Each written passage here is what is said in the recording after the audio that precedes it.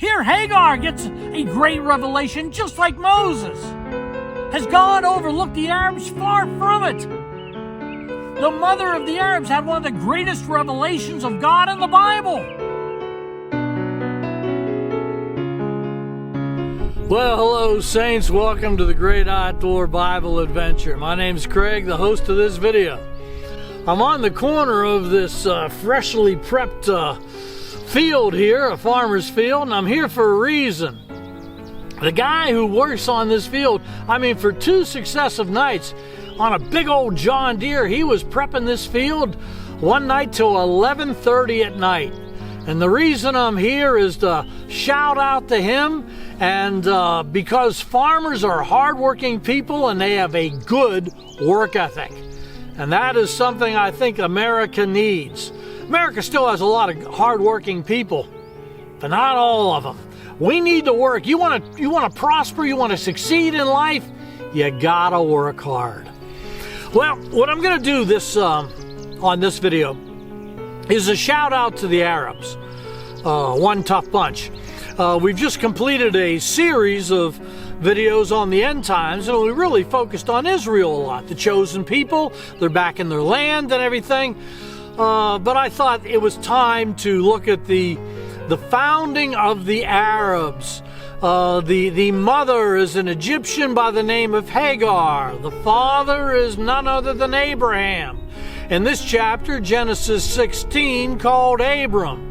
And we're going to look at that. Genesis 16, beginning at verse 1.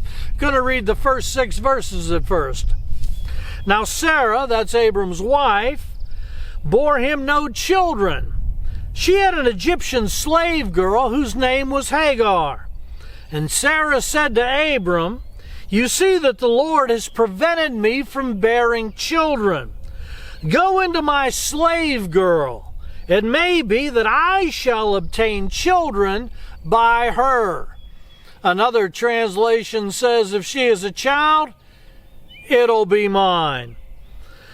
So Abram listened to the voice of Sarah. Verse 3, so after Abram had lived 10 years in the land of Canaan, Sarah, Abram's wife, took Hagar the Egyptian, her slave girl, and gave her to her husband Abram as his wife, more like a concubine. He went into Hagar and she conceived. She didn't have any problem bearing a child. And when she saw that she conceived, she looked with contempt on her mistress being Sarah. And Sarah said to Abram, "May the wrong done to me be upon you." Talk about passing the buck. She's the one that concocted this plan. And yet now it's gone bad for her, and she says to Abram, "It's all your fault. I gave my slave girl into your embrace, and when she saw that she had conceived, she looked upon me with contempt. May the Lord judge between you and me." And Abram said to Sarah, "Your slave girl is in your power." He didn't care. It's the wife of his child, but he didn't care. "Do to her as you please." Then Sarah dealt harshly with her, and she ran away from her. Let's take a look at poor old Hagar here.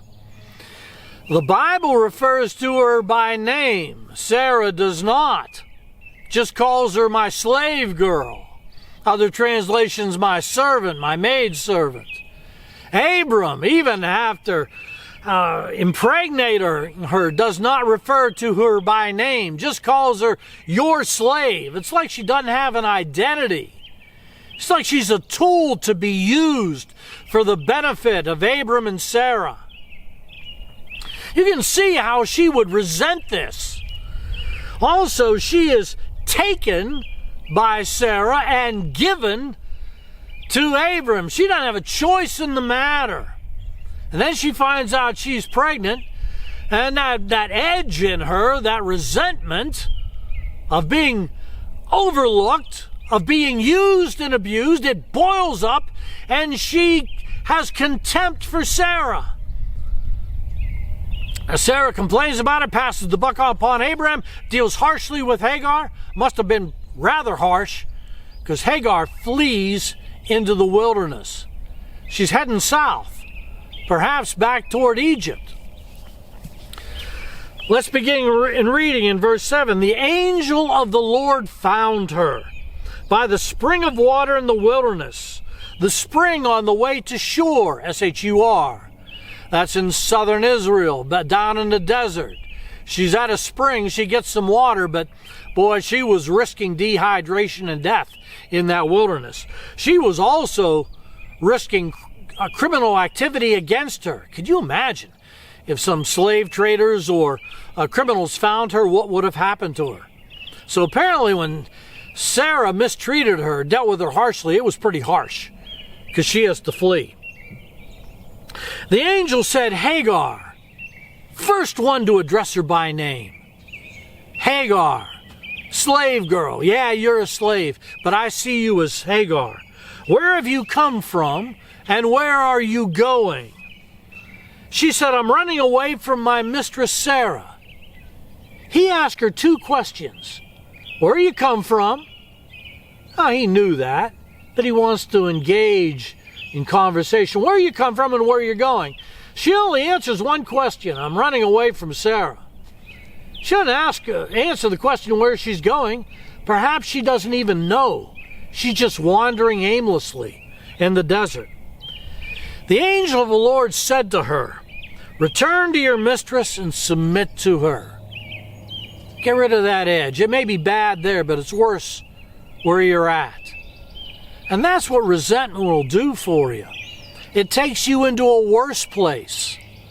The people you resent aren't harmed, and you are degraded by your own resentment. It's like they still have power over you.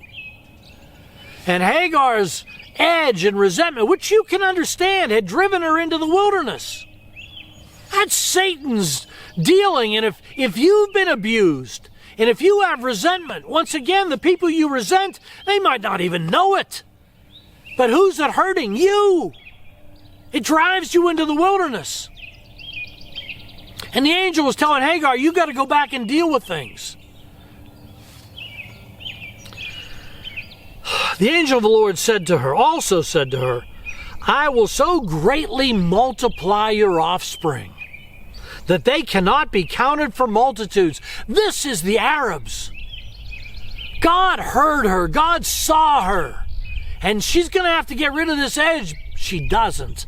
But God is with her and said, I'm going to prosper you. They may try to degrade you, but I am going to prosper you. And the angel of the Lord said to her, now you have conceived, and you will bear a son. You shall call him Ishmael, which means God hears. God hears your cry. God hears your plight. He sees your plight. For the Lord has given heed to your affliction. He always does. Sometimes when you're in the middle of the affliction, you wonder where God is. But God sees and God hears. Let's look at the Arabs for a minute. Are the Jews the chosen people? Yeah. Old Testament. And has God also watched over the Arabs? And do they have their own destiny? Yes, they do. Yes, they do. Now he said, he shall be a wild ass of a man, and his hand will be against everyone, and everyone's hand will be against him, and he will live at odds with all his kin. Well, that's not good. It seems like the resentment that Sarah had, she conveyed to her son, and it was exacerbated in her son. The New Living Translation said, this son of yours will be a wild one, free and untamed as a wild donkey. In a way, what hunter can't understand that? He's free, and yet he has this edge, and this edge will do him no good. He lives in the wilderness.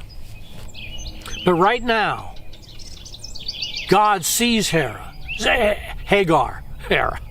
and God hears Hagar.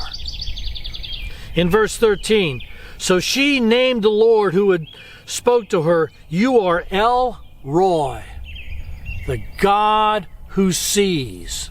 The God who sees me. For she said, "Have I really seen God and remained alive after seeing him?" The Hebrew here, the original language, a little uncertain. It seems like she saw his back. God's back. It reminds you of Moses in Exodus chapter 33 and 34, that great revelation of God to Moses. Here Hagar gets a great revelation just like Moses. Has God overlooked the Arabs? Far from it. The mother of the Arabs had one of the greatest revelations of God in the Bible. She names the well Be'er Lahairoi, means the well of the living one who sees me. Yeah, God sees the Arabs. God hears the Arabs. He knows their plight. Now, back to resentment. You saw that the boy's hand was going to be against everyone, everybody's hand against him. He's going to live in hostility against all his kin. In chapter 21, the angel tells Hagar to go and submit to Sarah. She does to a point, but in chapter 1, it all boils up again and she gets thrown out. Thrown out this time. And even God said, this can't go on, she's got to go. That's what resentment will do for you. Ishmael in chapter 21, verse 20, God was with the boy, still with him. In spite of the resentment, still with him.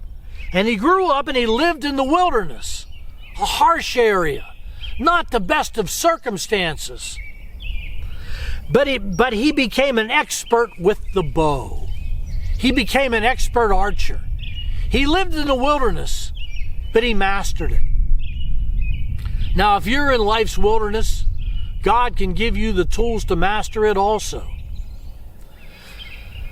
But once again, the good and the bad of Hagar, the good and the bad of Ishmael, it's in all of us. But what did the Lord teach us to pray? Forgive us our debts as we forgive our debtors.